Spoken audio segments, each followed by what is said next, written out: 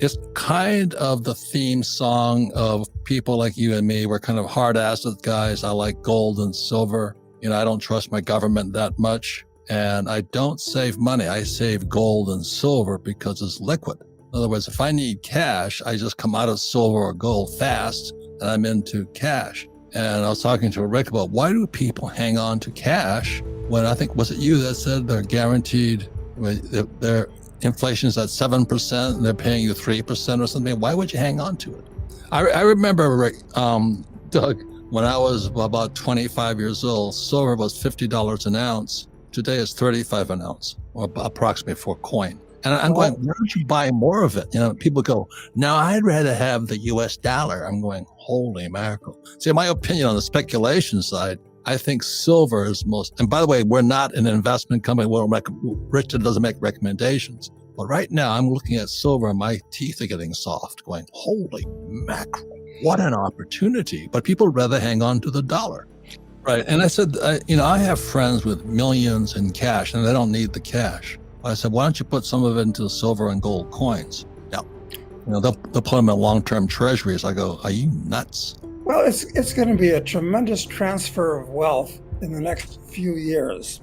I think from the people that are doing what we recommend, capital comes to us and it's going to leave people that are doing conventional things. We live in unconventional times. So no, I completely agree with you. And I guess both of us speculate in small mining stocks, which most people don't even know exist and aren't something for most people because they're so volatile and it's such a specialist area and it takes a lot of specialized knowledge for them. But that's a leverage way to play gold and silver. Yeah. So, like when I was younger, when we were all younger, there was it James Brown, the singer? He was called the Godfather of Soul.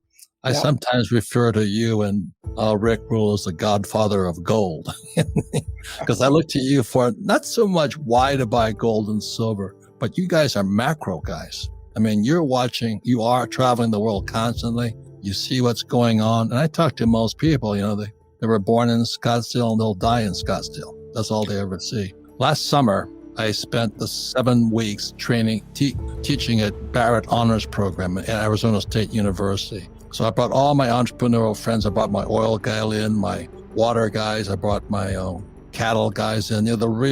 We invest in commodities. So I brought my real capitalists in there to teach them about how we trade something outside of paper. And I'm so hardcore. I'm said, if you can print it, I don't want it. That's how hardcore I am. So the students were ecstatic. 37 professors came after me.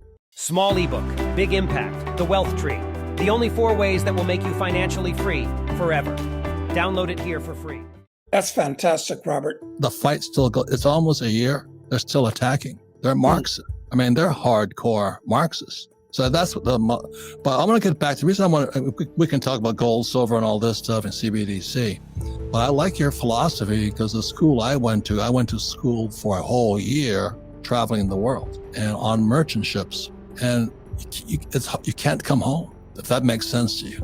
I came home with high school friends and they were still high school friends, smoking pot, drinking, chasing girls, surfing. And they don't grow up. With one quick war story, one of my first stops was in Vietnam, 19 years old, on a bomb carrier victory ship carrying 500, 750, and 1,000-pound bombs to Cam Ranh Bay.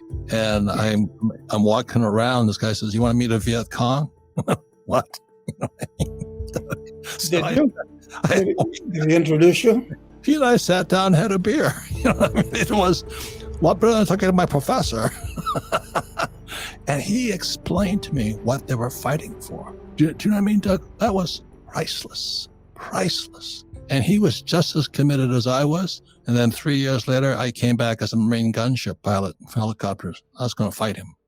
But, that's real life. And those are, when I heard you say if you were 25, you'd go back to Africa, that's kind of what I wanted to talk about, because a lot of our audience are young men right now, probably under 50. And they're kind of wondering what's happening to their life and should they invest in crypto or S&P or go to school, whatever it is. But there's a whole world out there, Doug. And it's one of the most exciting times in world history. I mean, would you agree with that? Once I got off a ship, and I used to fly for the Marine Corps, once I shut the things down, I was out. I said, I'm going to get out of here. But that's what records is talking about is supply chain. I mean, it's everything today. I think also you're saying the same I talk about. It's chaos is opportunity. Do you know what I mean? And we're going to a very chaotic time right now, but you got to be smarter. Yeah. A lot of people are talking about Russia, Brazil, Russia, India, China, South Africa, possibly Mexico, China, Japan. What are your thoughts on the BRICS nations and going on the gold standard? The U.S. really shot itself in the foot by confiscating the assets of Russia, the government, and Russian people. They told the world that if you have money in the U.S. dollar, U.S. banks, it can be taken away from you if we decide we don't like you. So that was the bell ringing to get out of the water and get out of the U.S. dollar. And the Russians and the Indians and the Iranians and the Chinese and everybody, they don't like to have to deal in the U.S. dollar. They'd rather. I think what they're going to do is they're going to go back to gold. They're going to come up with. Because they don't trust each other's currencies any more than they trust the U.S. dollar. Right. So I think we're going to see gold once again used as the international numeraire, and I think it's going to be at considerably higher levels than it is today. Right. And so that's why I started with the song.